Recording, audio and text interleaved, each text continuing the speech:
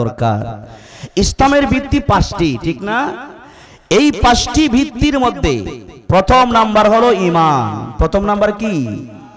আপনার যদি ঈমান না থাকে, তাম দুনিয়া যদি ভালো কাজ দিয়ে ভরে ফেলেন, কোনো মূল্য নাই। আপনার ঈমান যদি থাকে, একবার সুবহানাল্লাহ বললেও আল্লাহ পাকের পক্ষ থেকে বিশাল সওয়াবের ভান্ডার আল্লাহ জমা করে দিবে। ঈমান সর্বপ্রথম আপনার ঈমান লাগবে। ঈমানের পরে যত ভালো আমল করবেন, যত আমলে সালেহা করবেন, ছোট হোক বড় হোক, আপনার আমল নামায় জমা হবে কিয়ামতের দিনে। রব্বে কায়নাত আল্লাহ সুবহানাহু ওয়া তাআলা এই সব নেক আমলগুলোকে উসিলা করে আল্লাহ তাআলা আমাকে আপনাকে জান্নাতের মালিক বানিয়ে দিবেন। তো নবী করিম সাল্লাল্লাহু আলাইহি ওয়াসাল্লাম বলেছেন, ঈমানের পরে আমরা যে ঈমানদার, সত্যিকারের ঈমানদার, আপনি ঈমানদার কি না এটার প্রমাণ কেমনে হবে? রাসূল বলেন, ওয়া ইকামিস সালাহ। সত্যিকারের ঈমানদার যদি আপনি হয়ে থাকেন, সত্যিকারের ঈমানদার যদি আমি হয়ে থাকি, ওয়া ইকামিস সালাহ, আপনার প্রমাণ দিবে নামাজের মাধ্যমে। সুবহানাল্লাহ বলেন। সত্যিকারের ঈমানদারের পরিচয় দিবে কিসের মাধ্যমে? নামাজের মাধ্যমে। এজন্য ঈমানের পরেই নবীজি নামাজের কথা আনছেন। সুবহানাল্লাহ। এজন্য ঈমানদার কি না বাস্তবে বুঝবো কেমনে? নামাজ, নামাজের মাধ্যমে তাকে আমরা বুঝতে পারবো তার ভিতরে ঈমান আছে না নাই। ঈমান আছে। আল্লাহর হাবিব বিশ্ব নবী রাহমাতুল লিল আলামিন সাহাবায়ে কেরামদেরকে বলছেন, সাহাবীরা তোমরা শোনো, ঈমানদার তোমরা চিনবা কেমনে? ঈমানদারের পরিচয় তোমরা কেমনে বুঝবা? সে যে ঈমানদার বুঝবা কেমনে? শুধু লম্বা দাড়ি রাখলাম, পাগড়ি বানলাম, এটার নাম ঈমান না। সুন্দর লিবাস পরিধান করলাম, এটার নাম কিন্তু ঈমান না। আপনি আমি যদি ভারতে যান, ইন্ডিয়ায় যান, দেখবেন অনেক হিন্দু আছে লম্বা লম্বা দাড়ি আছে, আছে না নাই? তো আল্লাহর হাবিব সাহাবায়ে কেরামদেরকে বললেন, সাহাবীরা ঈমানদার ওই লোকটা ঈমানদার তুমি চিনবা কেমনে, বুঝবা কেমনে? নবী বলেন, আজান হওয়ার পরে যেই লোকটা মসজিদের দিকে রওনা হয় নামাজের জন্য, সহজ কথা আজানের পরে যেই লোকটা নামাজের জন্য দাঁড়িয়ে যায়, নবী বলেন ওই সমস্ত মুমিনদেরকে তোমরা ঈমানদার বলে সাক্ষী দিয়ে দাও। নামাজের পরে, আজানের পরে যারা নামাজের জন্য পাগল হয়ে যায়, আজানের পরে যারা পুরুষেরা মসজিদমুখী হয়ে যায়, তোমরা তাদেরকে ঈমানদার বলে সাক্ষী দাও। এটা মোল্লার কথা না, মদিনার কামলিওয়ালা নবী মুহাম্মদ আরবি সাল্লাল্লাহু আলাইহি ওয়াসাল্লামের কথা। সমাজের কত হাজারো মুরব্বী বাবা আছে, এত প্রচন্ড ঠান্ডা, তার মধ্যেও ঠান্ডাকে অপেক্ষা করে ফজরের সময়ে নামাজে হাজিরা দেয়, এমন আছে না নাই? নবী আমার ডেকে বলেন, সাহাবীরা শোনো, আজানের পরে যারা মসজিদে যায় তাদেরকে তোমরা ঈমানদার বলে সাক্ষী দাও। আমার ভাইয়েরা, মুরব্বী বাবারা, নামাজের কথা আল্লাহ পাক তার কোরআনে হাকিমের মধ্যে, নামাজ এত গুরুত্বপূর্ণ ইবাদত, শুধু নামাজের কথাই আল্লাহ পাক কোরআনে হাকিমের মধ্যে কমপক্ষে 82 জায়গায় বলেছেন। সুবহানাল্লাহ। শুধু নামাজের কথা কত জায়গায়? وَأَقِمِ الصَّلَاةَ طَرَفَيِ النَّهَارِ وَزُلَفًا مِّنَ اللَّيْلِ إِنَّ الْحَسَنَاتِ يُذْهِبْنَ السَّيِّئَاتِ ذَلِكَ ذِكْرَى لِلذَّاكِرِينَ। নামাজ এত গুরুত্বপূর্ণ ইবাদত। ও ইমানদার ভাইরা, মুরব্বী বাবারা, আল্লাহ সুবহানাহু ওয়া তাআলা নামাজের গুরুত্ব বোঝাবার জন্য কোরআনে হাকিমে বারবার আয়াত নাজিল করেছেন। নামাজটা এত গুরুত্বপূর্ণ ইবাদত, আল্লাহর নবী সাহাবায়ে কেরামদেরকে যুদ্ধের ময়দানে প্রেরণ করেছেন। যুদ্ধরত অবস্থায় সাহাবায়ে কেরাম নামাজকে বাদ দেন নাই। এক দল যুদ্ধ করেছেন, আরেক দল যুদ্ধের নিয়ম অনুযায়ী নামাজ আদায় করেছেন, জীবন বাজি রেখে যুদ্ধ চালিয়েছেন। তারপরও একজন সাহাবী নামাজ কাজা করে নাই, নামাজ কাজা করে নাই।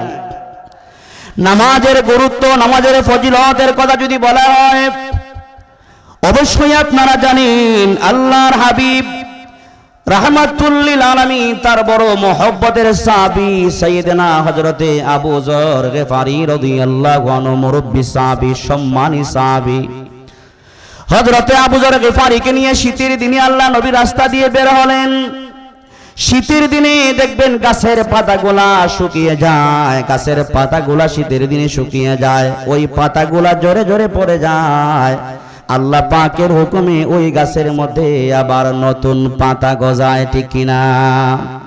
হযরতে আবু যর বলেন, আল্লাহর হাবিব আমাকে নিয়ে রাস্তায় বের হলেন, আমি রাসূলের পিছনে পিছনে হাঁটলাম।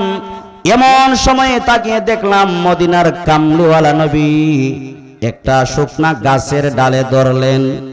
আমি ভালো করে তাকায়া দেখলাম আল্লাহর হাবিব শুকনা গাছের ডালের মধ্যে ধইরা আস্তে করে গাছের ডালে নাড়া দিলেন। নাড়া দেওয়ার সাথে সাথে গাছের শুকনা পাতাগুলা জোরে জোরে পড়তে লাগলো। আমি কোনো কথা বললাম না। আল্লাহর হাবিব আমাকে জিজ্ঞেস করলেন, আবু যর, এই যে আমি নবী গাছের শুকনা ডালে নাড়া দিলাম, পাতাগুলা জোরে জোরে পড়ে গেল, কেন এমন করলাম? আমাকে কেন জিজ্ঞাসা করলা না? এমনি আবু যর বলেন, ইয়া রাসূলুল্লাহ, ইয়া হাবিবাল্লাহ, কেন আপনি এমন করলেন? আমাকে যদি একটু খুলে বলতেন। আল্লাহর হাবিব বলেন, আবু যর, এই শুকনা গাছের ডালে নাড়া দেওয়ার পরে গাছের পাতাগুলা যেমন জোরে জোরে পড়ে যায়, আমার উম্মত যখন 5 ওয়াক্ত নামাজ আদায় করে, ওই নামাজের দ্বারা আল্লাহ সুবহানাহু ওয়া তাআলা তার জীবনের গুনাহগুলোকে জড়ায়া মাফ করে দেন।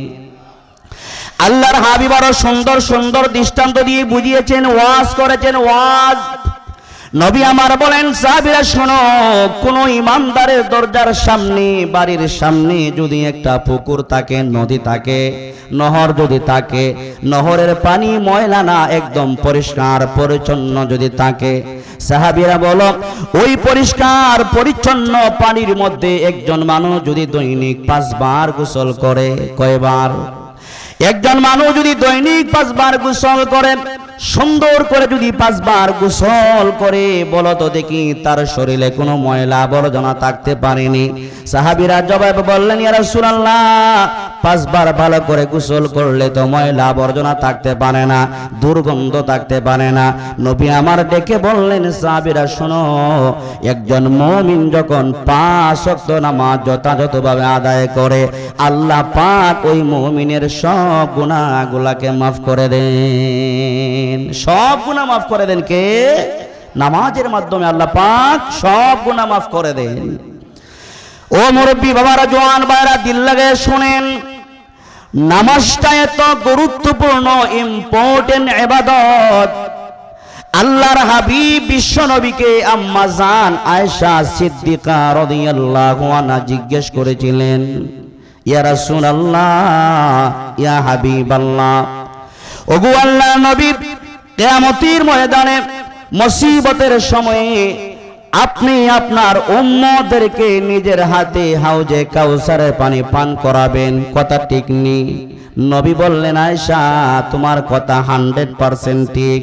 আমি নবী কিয়ামতের ময়দানে আমার উম্মতদেরকে চিনে চিনে আমি নবী নিজ হাতে হাউজে কাউসারের পানি পান করাবো। সুবহানাল্লাহ।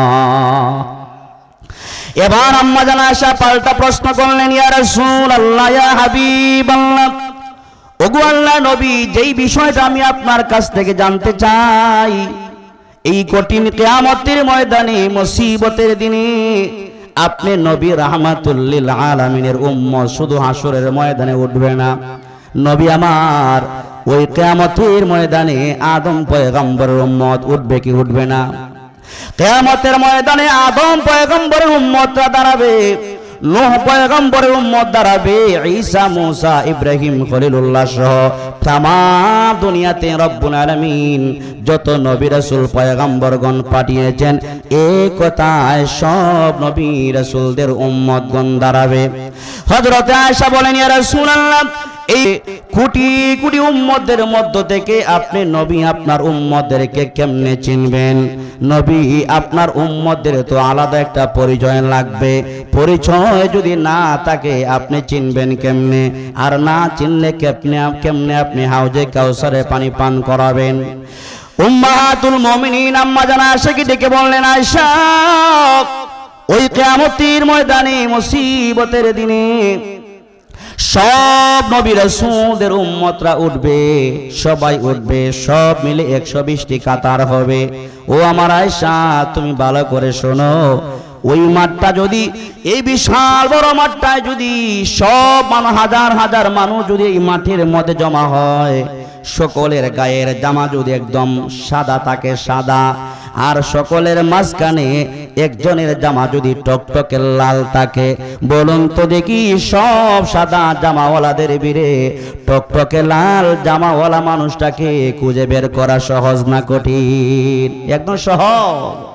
আল্লাহর হাবিব বললেন, আয়েশা শোনো, এই দুনিয়ার জিন্দেগিতে আল্লাহ পাকের যত মুমিন বান্দা বান্দি 5 ওয়াক্ত নামাজ পড়বে, নামাজের আগে বলুন তো দেখি ওযু করা লাগে কি লাগে না? লাগে কি লাগে না?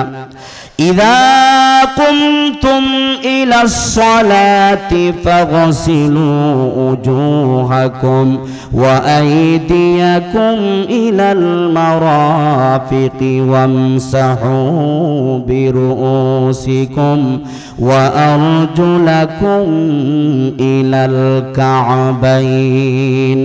আল্লাহর হাবিব বলেন, আয়েশা রে শোনো, ওই কিয়ামতের ময়দানে মুসিবতের দিনে আমার যত উম্মতের বান্দা বান্দি আল্লাহ পাকের সন্তুষ্টির জন্য দৈনিক 5 বার নামাজ আদায় করবে। নামাজ পড়তে হলে অবশ্যই উত্তম রূপে ওযু করার দরকার আছে না নাই? ও আয়েশা শোনো, ওযু করার দরকার আছে। ওযু করতে গেলে হাত ধোয়া লাগে, চেহারা ধোয়া লাগে, হাত ধোয়া লাগে, চেহারা ধোয়া লাগে।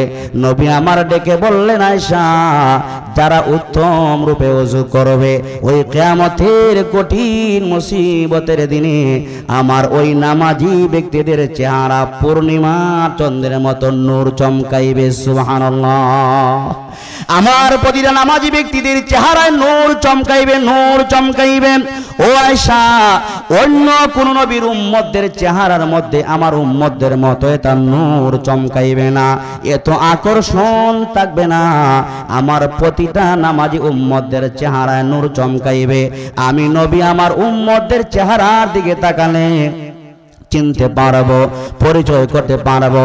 আমি নবী যাকে চিনব, আমি নবী নিজ হাতে তাকে হাউজে কাউসারের পানি পান করাইয়া, কলিজা ঠান্ডা করাইয়া ওই উম্মতদেরকে ফুল সিরাতের যাত্রী বানায়া দিব। সুবহানাল্লাহ।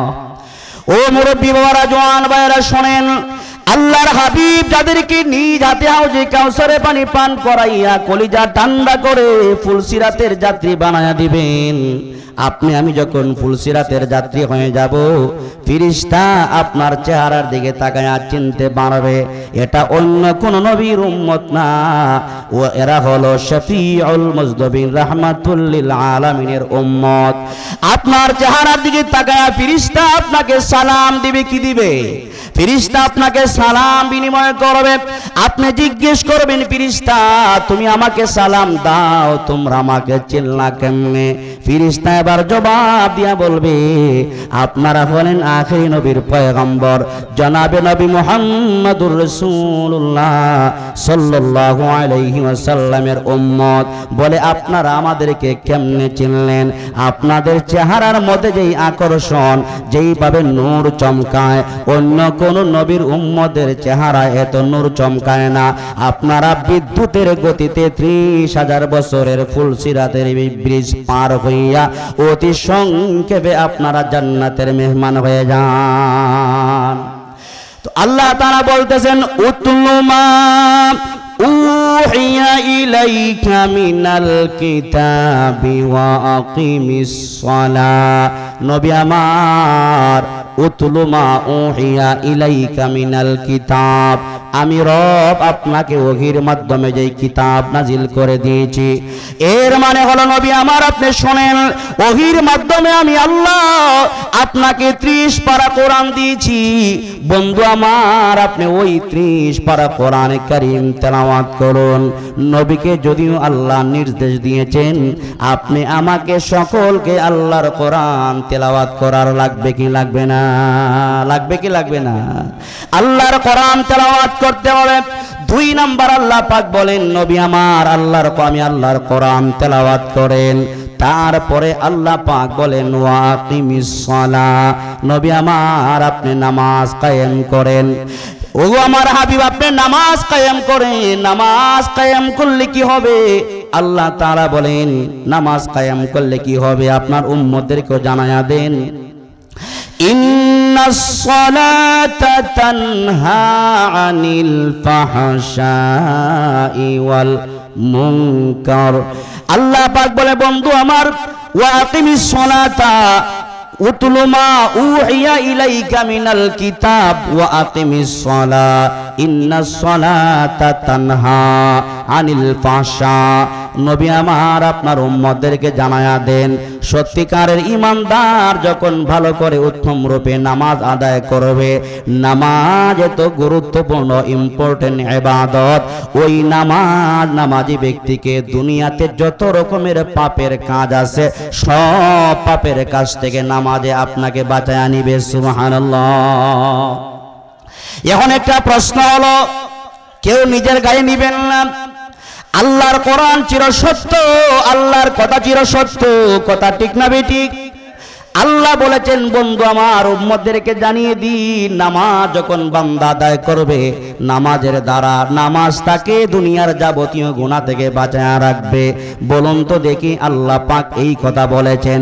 তারপর আমরা সমাজের মধ্যে দেখতে পাই 5 ওয়াক্ত নামাজ পড়ে আবার সুদের ব্যবসা করে, মনে আছে না নাই? আছে না নাই? 5 ওয়াক্ত নামাজ পড়ে সুদের ব্যবসা করে, 5 ওয়াক্ত নামাজ পড়ে ঘুষের ব্যবসা করে, 5 ওয়াক্ত নামাজ পড়ে কথায় কথায় মিথ্যা কথা বলে, এমন মানুষ আছে না নাই? আল্লাহ পাকের কথা চিরসত্য, কোনো ভুল নাই। কিন্তু আমার আপনার বিষয় হলো আল্লাহ পাকের কথা সত্য। যেই নিয়মে নামাজ পড়ার কথা ছিল, বাস্তবে আমরা ওই নিয়মে নামাজ পড়তে পারি নাই। এই কারণে নামাজ আমাদেরকে দুনিয়ার গুনাহ থেকে বাঁচায় না। জোরে কোন ঠিক কিনা? নামাজকে দোষ দিয়া লাভ হবে না, আল্লাহ পাককে দোষ দিয়া লাভ হবে না। আমি নামাজ পড়ি গুনাহ ছাড়তে পারি না, আমার বদনসিব। নামাজ পড়ি গুনাহ ছাড়তে পারি না, আমার বদনসিব। আল্লাহর নবীর জামানায় এক লোক মাত্র ঈমান এনেছে, ইসলাম গ্রহণ করেছে। ঈমান এনে লোকটা দিনের বেলায় নামাজ পড়ে, রাত হলে চুরি করে, রাত্রে চুরি করে, দিনের বেলায় নামাজ পড়ে, রাত্র হইলে চুরি করে। একজন সাহাবী আঙ্গুল দিয়া দেখায় বলেন, ইয়া রাসূলুল্লাহ, ওই যে লোকটা দিনের বেলায় মসজিদে আইসা নামাজ পড়ে গো আল্লাহর নবী, রাত্র যখন গভীর হয়ে যায় লোকটা চুরি করে। আল্লাহর হাবিব বললেন, সাহাবী তাকে ডিস্টার্ব করবা না, তাকে তুমি আঙ্গুল দিয়া দেখাতে হবে না, সবেমাত্র কালিমা পড়ে ইমানদার হয়েছে, মুসলমান হয়েছে, তাকে নামাজ পড়তে যাও। সত্যিকারের নামাজি যখন হয়ে যাবে, আল্লাহর কোরআন বলেছে নামাজ তাকে সব গুনাহ থেকে বাঁচায় আনিবে, ঠিক কিনা? সত্যিকার অর্থে ওই লোকটা যখন কয়েকদিন নামাজ পড়ল, বাস্তব পক্ষে যখন নামাজের মতো নামাজি হয়ে গেল, ওই নামাজ তাকে সব রকমের পাপের কাছ থেকে বাঁচায় আনিল। সুবহানাল্লাহ। তাহলে সঠিক নিয়মে নামাজ পড়ার দরকার আছে না নাই? সত্যিকারের মুমিন যদি আমরা হতে চাই, সত্যিকারের ঈমানদার যদি হতে চাই, আল্লাহ পাক সূরা আনফালের মধ্যে বলেন, আল্লাহ তাআলা সূরা আনফালের মধ্যে বলেন, সত্যিকারের মুমিন যদি হতে চাও নামাজ লাগবে কি লাগবে না? জোরে বলেন, নামাজ লাগবে কি লাগবে না? ইন্নামাল মুমিনুনাল্লাযীনা ইযা যুকিরাল্লাহু ওয়াজিলাত قلوبهم وإذا تليت عليهم آياته زادتهم إيمانا وعلى ربهم يتوكلون الذين يقيمون الصلاة এই সূরা আনফালের আয়াতের মধ্যে আল্লাহ সুবহানাহু ওয়া তাআলা খাঁটি মুমিন হতে হলে 5টি কোয়ালিটির কথা বলেছেন, 5টি গুণের কথা বলেছেন। এই 5টি গুণ সমূহের মধ্যে একটা গুণ আল্লাহ বলেছেন ওয়াকিমিস সালাহ। তুমি যদি সত্যিকারের মুমিন মুসলমান হতে চাও, নামাজ ছাড়া বিকল্প কোনো রাস্তা নাই। জোরে কোন ঠিক কিনা? আল্লাহর হাবিব বলেন, উম্মত শোনো, আউয়ালু মা ইউহাসাবু বিহিল আবদু ইয়াউমাল কিয়ামাতিস সালাম। কিয়ামতের ময়দানে মুসিবতের সময়ে বান্দার সর্বপ্রথম নামাজের হিসাব নেওয়া হবে। কিসের হিসাব? জোরে কোন? নামাজের হিসাব নেবেন। সুতরাং 5 ওয়াক্ত নামাজকে আল্লাহ ফরজ করেছেন। আমরা যারা নামাজ আদায় করি, নামাজ যারা আমরা পড়ি, খুশু হুজুর সাথে নামাজ আদায় করব, দুনিয়ার কোনো মানুষকে দেখাবার জন্য না। আমার আপনার নামাজ যিনি দেখবেন, আওয়াজ করে বলেন তিনি কে? আল্লাহর হাবিব বলেন, উম্মত এমন ভাবে নামাজ পড়ো যেন তুমি রবের সামনে দাঁড়াইছো, আল্লাহকে তুমি দেখতেছো। এমন ভাবে নামাজে দাঁড়াও যেন তুমি আল্লাহকে দেখতেছ। এতটুকুন ইমানদার যদি হতে না পারো, এতটুকুন বিশ্বাস যদি তোমার না থাকে, তাহলে তোমাকে নামাজে দাঁড়িয়ে ধারণা করতে হবে, আমি যে আল্লাহ পাকের সামনে দাঁড়াইলাম, আমাকে আল্লাহ দেখে কি দেখে না? আমি যে নামাজে দাঁড়াইলাম, আমি যে নামাজে দাঁড়াইছি আল্লাহর ঘরে মসজিদে, আমাকে রব দেখে কি দেখে না? আওয়াজ করে বলেন, রব দেখে কি দেখে না? রব যদি আমাকে নামাজি অবস্থায় আমাকে দেখেন, নামাজে দাঁড়িয়ে মন নামাজের মধ্যে রাখতে হবে কি হবে না? এজন্য সত্যিকারের মুমিন হতে হলে খুশু হুজুর সাথে নামাজ আদায় করতে হবে। কাদ আফলাহাল মুমিনুন আল্লাযীনা হুম ফি সালাতিহিম খাশিউন। সত্যিকারের মুমিন তো কামিয়াব হয়ে গেছে, সে সফল হয়ে গেছে। আল্লাযীনা হুম ফি সালাতিহিম খাশিউন, যে তার নামাজকে খুশু হুজুর সাথে আদায় করে। আল্লাহ সুবহানাহু ওয়া তাআলা আমাদের সকলকে খুশু হুজুর সাথে নামাজ পড়ার তৌফিক আল্লাহ দান করুন, বলেন আমিন। 3 দিন ব্যাপী তাফসীরুল কোরআন মাহফিল আল্লাহ পাক কবুল করুন। এই 3 দিন ব্যাপী তাফসীরুল কোরআন মাহফিল কিয়ামত পর্যন্ত চালু থাক, আমরা চাই না? জোরে বলেন, আমরা চাই না? 3 দিন ব্যাপী তাফসীরুল কোরআন মাহফিল দিন দিন আরো উন্নত হোক, আরো জাকজমক হোক। শাইখুল হাদিস আল্লামা আব্দুল হাই রাহমাতুল্লাহি আলাইহি স্মৃতি বিজড়িত এই বিশাল তাফসীর আরো দিন বদিন উন্নতি হোক, তরক্কি হোক। আমরা চাই কি চাই না? যদি আমরা চাই তাহলে যা যা প্রয়োজন, টাকার প্রয়োজন হলে টাকা দিতে হবে, পরামর্শের প্রয়োজন হলে পরামর্শ দিতে হবে, সময় দেওয়ার প্রয়োজন হলে সময় দিতে হবে। শুধু মাইকের আওয়াজ যেখানে যায় সেখান থেকে বসে বসে কোরআনের কথা শুনলাম তা হবে না। মাঠে এসে উলামায়ে কেরামদের জবান থেকে কথা শোনা আর বাড়ি থেকে বসে কথা শোনা, দুটোটা কি সমান? সমান না। বাড়ি ঘরের সকলকে অনুরোধ করব আল্লাহকে ওয়াস্তে, 3 দিন ব্যাপী মাহফিল, আজকে শেষ দিন, লাস্ট দিন, সবাই মিলে চলে আসুন। উলামায়ে কেরামদের জবান থেকে আমরা গুরুত্বপূর্ণ কথা শুনব। এই মুহূর্তে আপনাদের সামনে অনেক গুরুত্বপূর্ণ আলোচনা করবেন জনাব আসাদ ভাই, আমাদের পরিচিত মানুষ। উনি প্রতি বছরই এখানে আসেন, যার হুঙ্কার শাইখুল হাদিস আল্লামা মামুনুল হক হাফিজাহুল্লাহর মতো বানিয়াচঙ্গের সূর্য সন্তান, বানিয়াচঙ্গের রত্ন, আমাদের গৌরব, বিশিষ্ট আলেমে দ্বীন, মুফাসসিরে কোরআন হযরতুল আল্লাম মাওলানা আসাদুর রহমান হাবিবি হাফিজাহুল্লাহ তাআলা, উনি আপনাদের সামনে গুরুত্বপূর্ণ সময়ে গুরুত্বপূর্ণ আলোচনা করবেন। ধৈর্যের সাথে আমরা বসবো, কেউ নড়াচড়া করব না। আখিরি মোনাজাত পর্যন্ত আমরা বসবো, মোনাজাত করে আমরা বাড়ি ফিরবো ইনশাআল্লাহ। আল্লাহ পাক আপনাদেরকে কবুল করুন। আসসালামু আলাইকুম ওয়া রাহমাতুল্লাহ।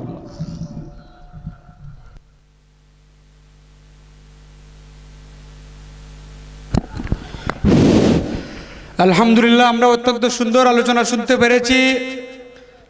সম্মানিত দেশবাসী, আজকে আমাদের 3 দিন ব্যাপী তাফসীরুল কোরআন মাহফিলের আজ সমাপনী দিনে এই মুহূর্তে আপনাদের সামনে আলোচনা নিয়ে আসছেন বানিয়াচুঙ্গের কৃতি সন্তান, বাতিলের বিরুদ্ধে বলিষ্ঠ কণ্ঠস্বর হযরত মাওলানা আসাদুর রহমান হাবিবি সাহেব সিলেট। হযরত মাওলানা আসাদুর রহমান হাবিবি সাহেব সিলেট। সম্মানিত দেশবাসী, আপনাদেরকে বিনীতভাবে বলছি, আজকে এই সমাপনী দিবসে আপনারা এদিক ওদিক ঘোরাফেরা না করে, সময়কে অযথা নষ্ট না করে, আজকে উলামায়ে কেরামের কাছ থেকে মূল্যবান নসিহত শুনে এবং আজকে আখেরি মুনাজাতে শরীক হওয়ার জন্য আমরা সবাই দলমত নির্বিশেষে প্যান্ডালের নিচে এসে বসে যাই।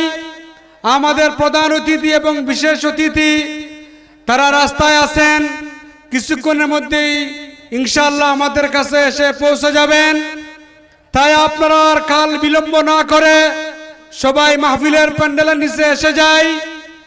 এ পর্যায়ে আপনাদের সামনে কোরআন ও হাদিসের আলোকে আলোচনা নিয়ে আসছেন হযরত মাওলানা আসাদুর রহমান হাবিবি সাহেব সিলেট। হযরতের বিষয় হচ্ছে হক বাতিলের দ্বন্দ্ব।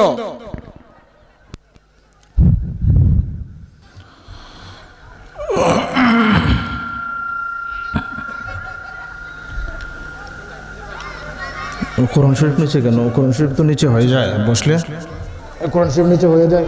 কোরআন শরীফ এখান থেকে হয়তো রেয়াল দেন, না হয় এখান থেকে শোনা নিচে হয়ে যায়। আসসালামু আলাইকুম ওয়া রাহমাতুল্লাহি ওয়া বারাকাতুহু।